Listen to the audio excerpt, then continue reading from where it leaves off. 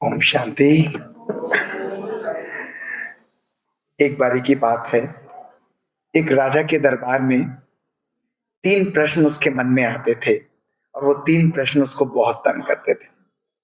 उन 3 प्रश्नों का उत्तर जानने के लिए वो जगह-जगह जाता, महात्माओं से मिलता, गुरुओं से मिलता, लेकिन उसको उन तीनों प्रश्नों का उत्तर नहीं मिलता था। उसने अपने महल में और राज्य में मुनादी कराई कि जो भी मेरे इन 3 प्रश्नों का उत्तर देगा, उसको मैं पुरस्कृत करूँगा। तो राजा के जो वजीर थे वो घर गए और बहुत चिंतित थे। उन्होंने कहा मेरे राजा बहुत परेशान हैं, उनके 3 प्रश्न उनका उत्तर कोई नहीं दे पा रहा है कि भगवान मिलता कैसे है, भगवान करता क्या है और भगवान की शक्ति क्या है। तो उस मंत्री के पुत्र ने जब ये बात सुनी, छोटा सा था, विद्वान था, उसने कहा पिताजी आप मुझे महाराज के दरबार में लेकर चलिए, मैं इसका उत्तर दूंगा। उसने कहा तुम कहीं मेरी इंसल्ट तो नहीं कराओगे? उसने कहा नहीं, आप लेकर चलिए, मैं महाराज के प्रश्नों का उत्तर दूंगा। डरते डरते अगले दिन महाराज के दरबार में वो लड़का पहुंचा और सब लोग उसका उपहास कर रहे थे, तू मेरे प्रश्नों का उत्तर देगा, ये प्रश्नों का उत्तर देगा। तो जैसे ही पहुंचा तो राजा ने कहा बताओ मेरे पहले प्रश्न का उत्तर कि भगवान मिलता कैसे है। तो लड़के ने कहा महाराज आपके दरबार में कोई आया है, अतिथि आया है, आप उनका आदर सत्कार नहीं करेंगे या आप सीधे प्रश्न करेंगे? तो महाराज एकदम घबरा गए। उन्होंने कहा नहीं नहीं, आप बताइए, मैं आपका कैसे सत्कार कर सकता हूँ?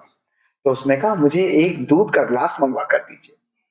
तो राजा ने ऑर्डर दिया और एक दूध का ग्लास उसके लिए लाया गया। वो बच्चा बड़ा विद्वान था, उसने उस दूध के ग्लास को लिया और उसमें अपनी उंगली डालकर उसको घोलने लगा और बहुत देर तक ऐसे घोलता रहा। तो राजा ने कहा ये कर क्या रहे हो? उसने कहा महाराज इस दूध में मक्खन को ढूंढ रहा हूं। उसने कहा दूध में मक्खन? अरे ऐसे नहीं दूध में मक्खन निकलता है, पहले दूध का दही बनता है, छाछ निकलती है, तब मक्खन निकलता है। तो उसने कहा महाराज यही आपके पहले प्रश्न का उत्तर है। केवल भगवान का नाम लेना, केवल भगवान की उपासना करना, केवल धर्म शास्त्र पढ़ना, केवल मंदिर मस्जिद चर्च गुरुद्वारे में जाना, उससे हमें भगवान प्राप्त नहीं होता है। भगवान को प्राप्त करने के लिए मन की सच्चाई, स्वयं को आत्मा समझना, उसके ज्ञान का मंथन करना, उसको अपने जीवन में धारण करना, जब हमें भगवान की प्राप्ति होती है। राजा बहुत खुश हुआ। उसने कहा बिल्कुल ठीक बोल रहे हैं, ये बिल्कुल अद्भुत बात है। उसने कहा मेरे दूसरे प्रश्न का उत्तर दो। उसने कहा दूसरा प्रश्न क्या है? उसने कहा भगवान कर क्या सकता है? उसने कहा आइए अंदर चलते हैं। वो एक अंधेरे कमरे में उन्हें लेकर चला गया और अंधेरे कमरे में लाकर बच्चे ने कहा कि महाराज बताइए, मुझे अगर इस कमरे से अंधकार मिटाना होगा तो क्या करना होगा? एक दिया जलाना पड़ेगा या 100 दिए जलाने पड़ेंगे? तो महाराज ने कहा बेटा एक दिया जलाकर ही अंधकार मिट जाएगा। उसने कहा मंगवाइए माचिस और एक दिया जलाते हैं। उस बच्चे ने दिया जलाया और वो कमरा जो है वो रोशन हो गया। उसने कहा महाराज ये आपके दूसरे प्रश्न का उत्तर है। आज हमारा जीवन जब अंधकारों से भरा हुआ है, आज हमारा जीवन जब अज्ञान से भरा हुआ है, आज हमारे जीवन में हमारे संस्कार, आज हमारे जीवन में हमारी सोच, हमारे जीवन में हमारे बोल और कर्मों में नेगेटिविटी है, नकारात्मकता है, तो ऐसे अज्ञान के अंधकार में परमात्मा स्वयं अवतरित होकर ज्ञान का दीपक जलाता है। जिस तरह एक दीपक जलाने से कमरे का अंधकार दूर हो जाता है, उसी तरह परमात्मा के ज्ञान से हमारे मन का अंधकार भी दूर हो जाता है। ये है भगवान की शक्ति। राजा बहुत खुश हुआ, उसे अपने दूसरे प्रश्न का भी उत्तर मिल चुका था। उसने कहा अब मेरे तीसरे प्रश्न का उत्तर दो कि भगवान की शक्ति क्या है। वो लड़का उन्हें पुनः दरबार में ले गया और राजा सिंहासन पर बैठा था और लड़का नीचे खड़ा था। राजा ने कहा कि बताओ मेरे प्रश्न का उत्तर। तो उस लड़के ने मुस्कुराते हुए कहा कि महाराज इस तीसरे प्रश्न का उत्तर आप मुझसे राजा बनकर पूछ रहे हैं या मेरा शिष्य बनकर पूछ रहे हैं? तो राजा ने कहा कि क्षमा करना, मैं तुम्हारा शिष्य बनकर पूछ रहा हूं। तो उस लड़के ने कहा अगर आप मेरा शिष्य बनकर पूछ रहे हैं तो ऊपर राजगद्दी पर बैठे क्या कर रहे हैं, नीचे उतरिए। तो राजा उतरा और उतरकर फट से नीचे आ गया। वो लड़के ने देखा जैसे ही राजा नीचे आया तो लड़का फुदक कर गया और राजा के सिंहासन पर बैठ गया और मुस्कुराने लगा। तो उस राजा ने कहा, मेरे तीसरे प्रश्न का उत्तर दो। उसने कहा, महाराज आपको अभी भी अपने तीसरे प्रश्न का उत्तर चाहिए? उसने कहा, बताओ ना।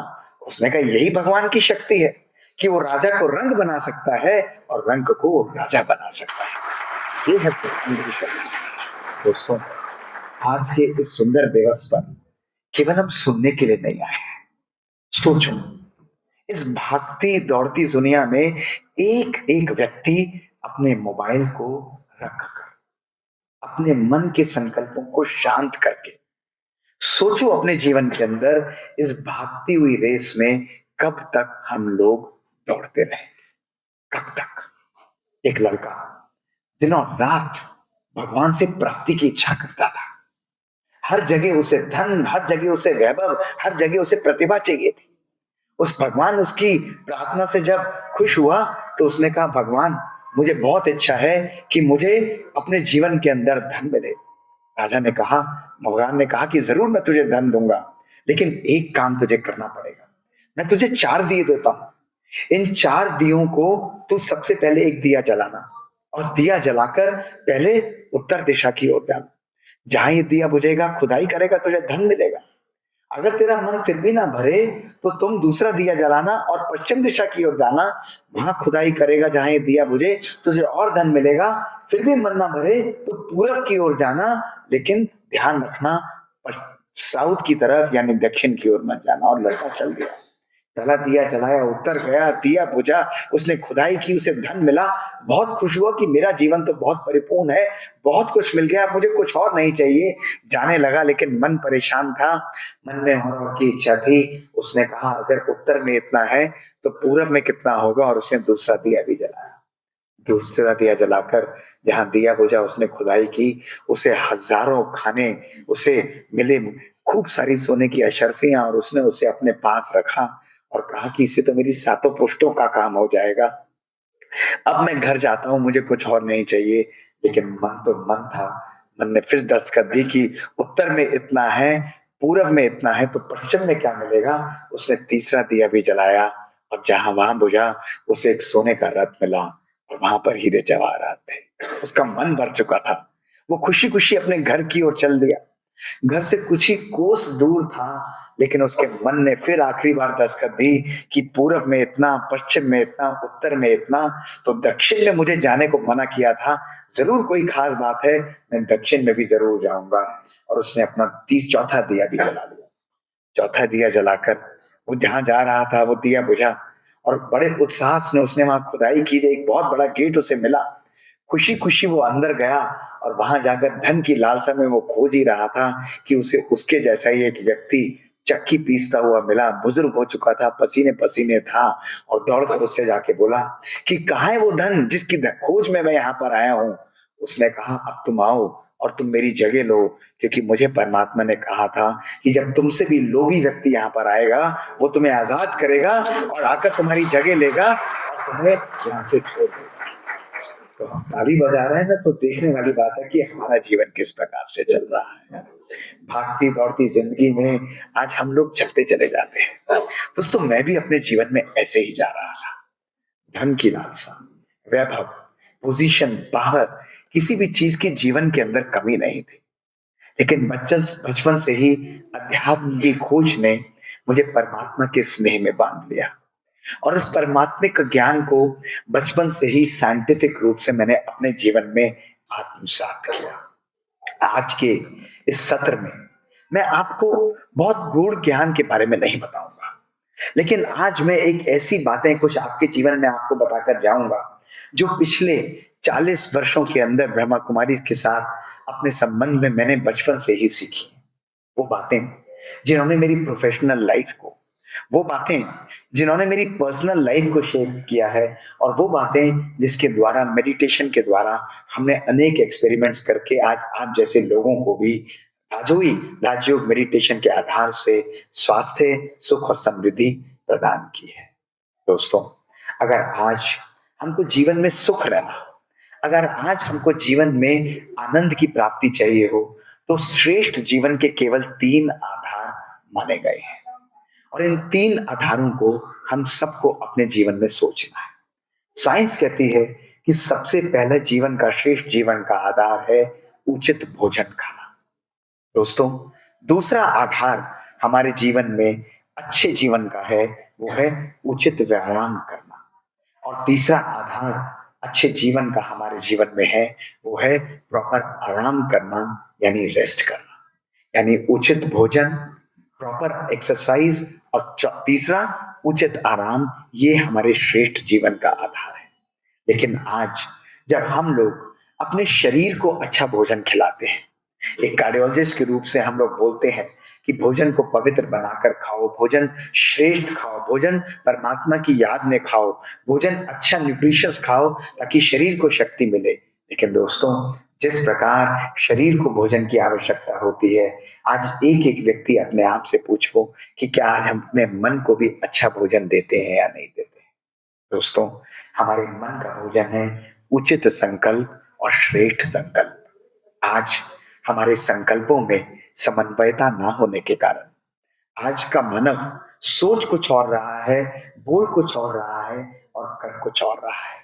जब हम ओम शब्द बोलते हैं, ओम शब्द 3 शब्दों से बना है, अ, उ और म। अ आचरण है, उ उच्चारण है और म मन के विचार है। जब मानव के मन के विचार, मानव के मन की बोली और मानव के जीवन के कर्मों के अंदर समन्वयता नहीं रहती, उसके अंदर सकारात्मकता नहीं रहती, उसके अंदर प्रभु की स्मृति नहीं रहती, तो वो कर्म, वो सोच, वो हमारे जीवन के विचार जो है, वो हमारे बोल जो है, दूसरों को और स्वयं को कष्टदायक बन जाते हैं। और यही आज हमारे जीवन में तनाव का एक बड़ा कारण बन चुका है। दोस्तों, आज जिस प्रकार हम अपने शरीर को अच्छा भोजन खिलाते हैं, आज मैं आप सब लोगों को एक संकल्प दूंगा कि अपने मन को भी श्रेष्ठ, सकारात्मक और पॉजिटिव विचारों का भोजन देना आरंभ करिए।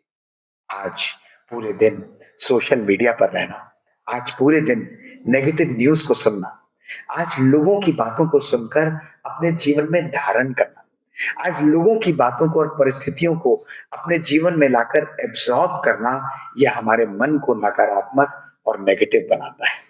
आज पूरे दिन, एक दिन के अंदर भी आज सब लोग, चाहे यहाँ पर बैठे हैं, चाहे नीचे बैठे हैं, केवल एक पल के लिए अपने मन के विचारों को देखिए। आज साइंस की स्टडीज ये बोलती हैं कि सैनफोर्ड यूनिवर्सिटी कैलिफोर्निया में 50,000 संकल्प मानव का मन एक दिन के अंदर उत्पन्न करता है। लेकिन साइंस कहती है कि हमारे 95% विचार नेगेटिव, वेस्ट, यूजलेस और पर्पसलेस होते हैं। दोस्तों, सोचिए कि अगर आज इस मन की फैक्ट्री से हमारे 90 से 95% विचार वेस्ट और नेगेटिव हैं, तो हमारा जीवन किस प्रकार का होगा। आज अवेकनिंग अपने मन के विचारों को श्रेष्ठ बनाने के लिए चाहिए। जब हमारे संकल्प सकारात्मक और पावरफुल होते हैं, जब हमारी सोच दूसरों और स्वयं के प्रति पॉजिटिव और पावरफुल होती है दोस्तों, तो हमारे संकल्प पावरफुल के कारण हमारे जीवन के अंदर भी व्यवहार भी पावरफुल हो जाता है।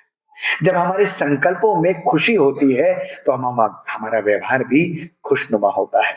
जब हमारे संकल्पों में परमात्मा का स्नेह, परमात्मा का प्यार, परमात्मा की खुशी और परमात्मा की पवित्रता समाई होती है, तो हमारे व्यवहार के अंदर भी वो झलकती है। और दोस्तों, जिस जीवन के अंदर पवित्रता है, जिस जीवन के अंदर विचारों के अंदर स्नेह है, वो व्यक्ति खुद भी खुश रहता है और दूसरों को भी खुशी दे सकता है। आज केवल एक दिन के लिए आज हम अपने मन को जागृत करके एक एक्सरसाइज जरूर करेंगे, एक संकल्प लेकर जाएंगे। तैयार है सभी लोग या नहीं, बताइए यस और नो। कौन कौन करेगा? एक दिन के लिए एक्सरसाइज करेंगे सर या नहीं करेंगे, बताइए सभी लोग। हाँ, एक दिन के लिए एक्सरसाइज करेंगे। और एक दिन के लिए एक्सरसाइज केवल ये होगी कि हम हर व्यक्ति के प्रति शुभ सोचेंगे, हर व्यक्ति के प्रति शुभ भावना और कामना रखेंगे, कोई भी नेगेटिव विचार नहीं करेंगे, हर व्यक्ति को स्नेह देंगे और स्नेह देंगे। एक दिन के लिए, चाहे व्यक्ति खराब हो, चाहे परिस्थितियां खराब हो, चाहे वो व्यक्ति मेरे अनुसार ना हो, लेकिन फिर भी मेरे जीवन में उसके लिए थोड़ा स्नेह और पावरफुल ब्लेसिंग्स निकले। बताइए करेंगे या नहीं करेंगे?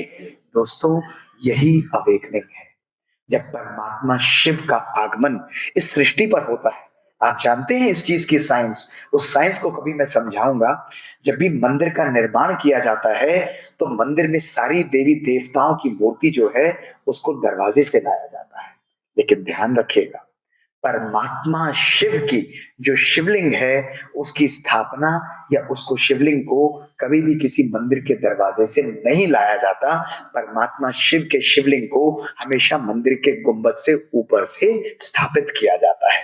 और इसका बहुत सुंदर राज जो हमारे शास्त्रों में बताया गया है दोस्तों, वो यह है कि शिव का हमेशा जन्म नहीं, शिव का अवतरण का गायन है दोस्तों। जब परमात्मा शिव हमारे इस सृष्टि पर अवतरण होता है तो वो अवतरित होकर हमारे मन, हमारे जीवन, हमारे संकल्पों और इस संपूर्ण संसार से अज्ञानता का अंधेरा, हमारे संस्कारों का अज्ञानता का अंधेरा, हमारे व्यवहारों में अज्ञानता और नकारात्मकता का अंधेरा दोस्तों, उसको समाप्त करता है। और जब ऐसा जीवन हमारा श्रेष्ठ बनता है तो दोस्तों हम हमारे जीवन में हमारे संकल्प, हमारे कर्म, हमारे बोल भी सुंदर और पावरफुल हो जाते हैं। इसीलिए दोस्तों शिवलिंग के ऊपर जो भी चढ़ाया जाता है दोस्तों, वो गुलाब, वो कमल नहीं चढ़ाया जाता, लेकिन शिव हमसे लेता है हमारे जीवन के अंदर अक, हमारे जीवन के अंदर धतूरा, हमारे जीवन के अंदर नकारात्मकता दोस्तों। अक और धतूरा गायन और सिंबॉलिक है हमारी नेगेटिविटीज के, हमारे उन एडिक्शन और हमारी उन हैबिट्स के जिसके वशीभूत आज का मानव दोस्तों इस संसार के अंदर हो चुका है। दोस्तों आप सोचो, एक एक व्यक्ति केवल शिव के मंदिर में जाकर वो छोटे से फूल लेकर, वो अक और धतूरा लेकर उसको अर्पण कर कर क्या हम शिव को प्रसन्न कर सकते हैं दोस्तों? क्या पूरे दिन और पूरे विश्व और पूरे साल के अंदर हम सब नेगेटिव कर्म करके, सब नेगेटिव सोच रखकर केवल एक दिन जाकर शिव की उपासना कर कर क्या हम शिव का आशीर्वाद पा सकते हैं दोस्तों? नहीं। शिव प्रसन्न होता है जब हम उसके ऊपर चढ़ावा चढ़ाते हैं अपनी नेगेटिविटीज का, अपने मन के नेगेटिव संकल्पों का, जो अक और धतूरे के समान हमको नशे में लेकर आती हैं, जो आज का हमारा नशीभूत हुआ पड़ा है, और उस नशे की तरह जो आज हमें पुरानी और नेगेटिव आदतें परेशान करती हैं दोस्तों। तो आज एक एक व्यक्ति जो दूसरी एक्सरसाइज करेंगे दोस्तों, वो ये है कि अपने मन में हर व्यक्ति झांक कर देखो। एक एक व्यक्ति अभी मन में झांक कर देखो, एक ऐसी आदत और एक ऐसी बात जो मुझे और मेरे परिवार, मेरे संसार में सबको दुखी करती है, जो परेशान करती है। आज शिव जयंती के अवसर पर मुझे परमपिता परमात्मा शिव को उसे अर्पण करना है, सदा सदा के लिए त्याग करना है। चाहे वो क्रोध हो, चाहे वो रोष हो, चाहे वो रौब हो, चाहे वो इरिटेशन हो, चाहे वो काम हो, चाहे वो लोभ हो, चाहे वो मोह हो, और चाहे वो मेरा मेरा अहंकार हो दोस्तों। जो व्यक्ति अहम, अहंकार, काम, क्रोध, लोभ, मोह और आलस्य से मुक्त है, वही शिव का पुत्र बनता है, वही दोस्तों गायन में आता है, वही शिव को प्रसन्न कर सकता है। दोस्तों आज जिस प्रकार हम अपने शरीर को अच्छा भोजन देते हैं, आज हम सब लोग भी अपने जीवन में एक संकल्प करके जाएंगे कि आज के बाद हमारा ये जो मन, जिसको हम हमेशा मंदिर कहते हैं, कि मन हमारा एक मंदिर है, मन हमारा वो स्थान है जहां पर हम सबसे सुंदर चीज रखना चाहते हैं दोस्तों। तो आज के बाद अपने इस मन में भी हम शिव और शिव के ज्ञान को बसाना चाहते हैं। तो दोस्तों अपने मन को गंदा रखेंगे या साफ करेंगे? बताइए दोस्तों। साफ करेंगे। तो आज के इस दिन को स्मृति में रखते हुए सबसे पहली चीज जो हमको करनी है, अपने मन को भी हमें सुंदर और श्रेष्ठ बनाना है। अच्छी बातों का, अच्छे संकल्पों का भोजन देना है, पावरफुल भोजन देना है। दोस्तों मैं कार्डियोलॉजिस्ट हूं। लोग कहते हैं अध्यात्म और साइंस का समागम नहीं हो सकता। दोस्तों मैं 3:30 बजे अपनी दिनचर्या का आरंभ करता हूं योग और मेडिटेशन के साथ। 4:30 पौने 5 बजे तक योग अभ्यास के बाद, परमात्मा के ज्ञान का रसास्वादन करने के बाद, शरीर के लिए 1.5 घंटा व्यायाम करने के बाद मैं 7:15 बजे ऑपरेशंस करने के लिए निकलता हूँ। दिन में 30 से 40 या 50 केस ऑपरेट करता हूँ। पूरे दिन कार्य में बिजी रहता हूँ, ओवरऑल वर्ल्ड ओवर ट्रैवल करता हूँ, रात को आता हूँ, फिर मेडिटेशन और भोजन के बाद स्वयं के लिए अध्ययन करते हुए रोज आधे से 1 घंटा अध्ययन, लेखन और रिकॉर्डिंग्स के साथ साथ परमात्मा की याद में ही अपने दिन को दोस्तों मैं विराम देता हूं। केवल 20 मिनट दोस्तों हमें अपने जीवन में अपने संकल्पों को परिवर्तन करने के लिए निकालने हैं। दोस्तों, क्या इतना समय उस परमात्मा शिव के लिए जिसका हम रोज आवाहन करते हैं, क्या अपने संकल्पों को परिवर्तन करने के लिए नहीं देंगे दोस्तों? हमारे श्रेष्ठ जीवन का दूसरा आधार माना गया है, वो है एक्सरसाइज यानी व्यायाम। एज अ कार्डियोलॉजिस्ट मैं आपको एक बात बताना चाहूंगा कि यदि कोई व्यक्ति अपने जीवन में रोज 30 से 35 मिनट, चाहे मोटा है या पतला है वो मैटर नहीं करता, लेकिन 30 से 35 मिनट या 40 मिनट दोस्तों, 45 मिनट वॉक करता है, व्यायाम करता है, तो वो अपनी उम्र के अंदर रोज 30 से 35 मिनट, 40-45 मिनट जोड़ लेता है। ये साइंस कहती है। यानी अगर हम रोज आधे से पौना घंटा व्यायाम नहीं करते हैं तो हम अपनी उम्र में से रोज 40 से 45 मिनट कम कर देते हैं दोस्तों। ये शरीर की एक्सरसाइज के लिए बहुत आवश्यक है। लेकिन दोस्तों, जिस प्रकार हम लोग शरीर के लिए एक्सरसाइज करते हैं, आज परमात्मा शिव हमको बताते हैं कि अपने मन के लिए भी एक्सरसाइज करना हमें बहुत बहुत आवश्यक है। अपने मन को भी व्यायाम करना बहुत बहुत आवश्यक है। आज मैं आप सब लोगों से एक प्रश्न पूछूंगा और सब लोग उसका ऑनेस्ट उत्तर मुझे देंगे। यस और नो बताइए। हाथ खड़ा करके बताइए अगर देंगे तो। सभी लोग ऑनेस्ट उत्तर देंगे? यस, जोर से बताइए। यस और नो? यस। बहुत सिंपल प्रश्न है और ये वो बात है जो हम सबके जीवन में हम लोग रोज देखते हैं और आज इस बात को समझना हमें बहुत बहुत आवश्यक है।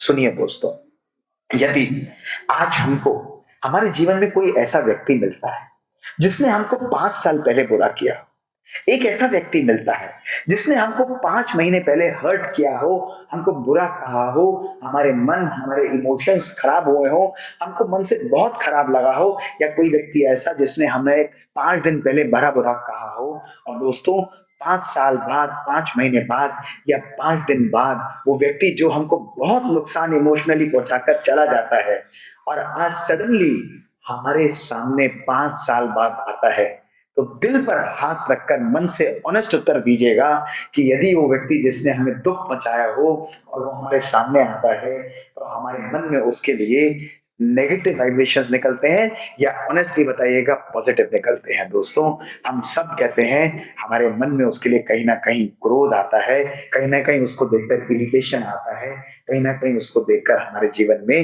वही पुरानी स्मृति और बात आ जाती है।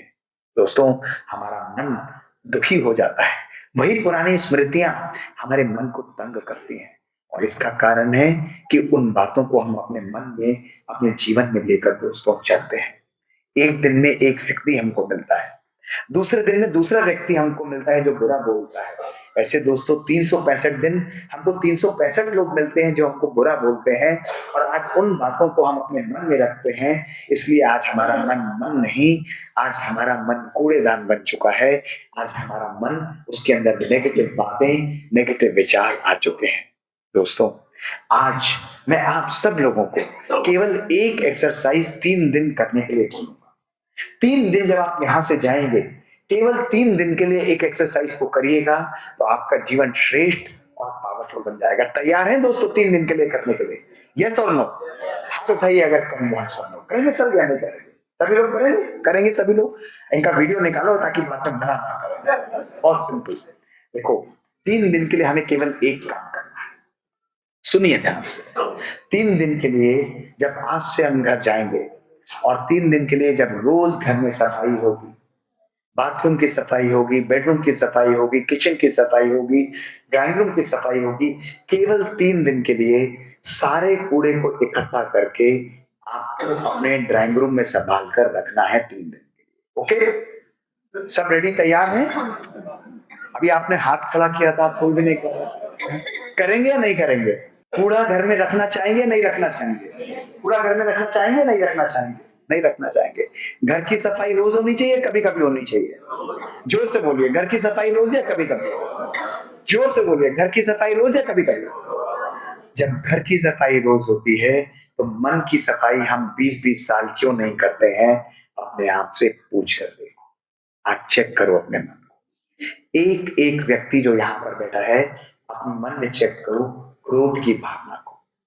अपने मन में चेक करो इरिटेशन की भावना को, अपने मन में चेक करो हेट्रेड और जेलिसी, ईर्ष्या और घृणा की भावना को, अपने मन में चेक करो बार बार कंप्लेन करना, क्रिटिसाइज करना, लोगों से एक्सपेक्टेशन रखना। दोस्तों, ये सातों भावनाएं आज हमारे मन को मन नहीं, हमारे मन को कूड़ेदान बना दिया है। दोस्तों, मंदिर जाओ, मस्जिद जाओ, चर्च जाओ, गुरुद्वारे जाओ, नदियों में स्नान करो, कुंभ में स्नान करो, परमात्मा की उपासना करो, 8-8 घंटे योग लगाओ। लेकिन दोस्तों, ध्यान रखना, जिस मन के अंदर क्रोध है और जिस हृदय के अंदर घृणा है, वो ना कभी खुद खुश रह सकता है, ना कभी किसी को खुशी दे सकता है। दोस्तों, क्योंकि अध्यात्म का अर्थ ही है अपने मन की सफाई करना। दोस्तों, शिवरात्रि का अर्थ ही है कि अपने मन के अंधकार, अपने मन की नेगेटिविटीज को सफाई करना। जब अपने मन को हम सुंदर बनाते हैं, जब हम अपने मन के अंदर परमात्मिक पवित्रता, परमात्मिक ज्ञान, परमात्मिक शक्ति, परमात्मिक स्नेह, परमात्मिक खुशी और परमात्मिक शांति को लेकर आते हैं। दोस्तों, ऐसा मन ही आनंदमय स्थिति का अनुभव करता है, ऐसा मन ही श्रेष्ठ और पावरफुल बनता है। इसीलिए दोस्तों, परमात्मा शिव के ऊपर जब दिखाया जाता है तो उनकी पिंडी के ऊपर बूंद बूंद करके हुए दूध गिरते हुए दिखाया जाता है। जानते हैं दोस्तों, ये क्या सिंबॉलिक है? ये केवल दूध ऐसा सिंबॉलिक नहीं कि परमात्मा शिव दूध को स्वीकार करता है। दोस्तों, ये सिंबॉलिक है कि जो व्यक्ति का मन उस परम पिता परमात्मा के साथ सदा कनेक्टेड रहता है, तो उसके मन के अंदर भी परमात्मिक स्नेह, ज्ञान, पवित्रता और शांति जो है बूंद बूंद करते हुए टपकती रहती है, और ऐसा मन सदा श्रेष्ठ, पवित्र और पावरफुल रहता है। दोस्तों, आज शिव जयंती के दिन पर, आज शिवरात्रि के दिन पर क्यों नहीं हम लोग भी रोज एक्सरसाइज करें कि अपने मन में कभी भी किसी व्यक्ति के लिए कटुता ना रखें, अपने मन में किसी व्यक्ति के लिए भी नेगेटिव भाव ना रखें। दोस्तों, सोचिए, जो मन हल्का है, सोचिए जो मन व्यर्थ से मुक्त है, सोचिए जो मन श्रेष्ठ और पावरफुल है, वो मन सदा खुश रहता है और दूसरों को भी खुशियां दे सकता है। दोस्तों, इसीलिए कहा गया है कि मैंने अपनी जिंदगी को कुछ इस तरह आसान कर लिया, किसी से माफी मांग ली और किसी को माफ कर दिया। इसलिए इस सुंदर दिवस पर परमात्मिक ज्ञान को भी अपने जीवन के अंदर दोस्तों आने दें। दोस्तों, हमारे जीवन के अंदर तीसरा आधार जो हमारे जीवन का है वो है आराम करना, यानी रेस्ट देना। हम लोग मेरे पास आते हैं, डॉक्टर साहब आप 5 घंटे सोते हैं मात्र, क्या वो आपके जीवन के अंदर आवश्यक और इनफ है? या हमें नहीं कि अपने जीवन के अंदर 8 घंटे नींद लेनी चाहिए? तो मैं उन्हें बड़े प्यार से मुस्कुराता हुआ बोलता हूँ, और यही प्रश्न मैं आप लोगों के सामने भी रखता हूँ और आप सबसे भी पूछता हूँ कि जब आप रोज रात को अपने शरीर को सुलाते हैं, तो क्या उस समय आपका मन भी उसी शांति में सोता है? पूछ कर देखिए दोस्तों।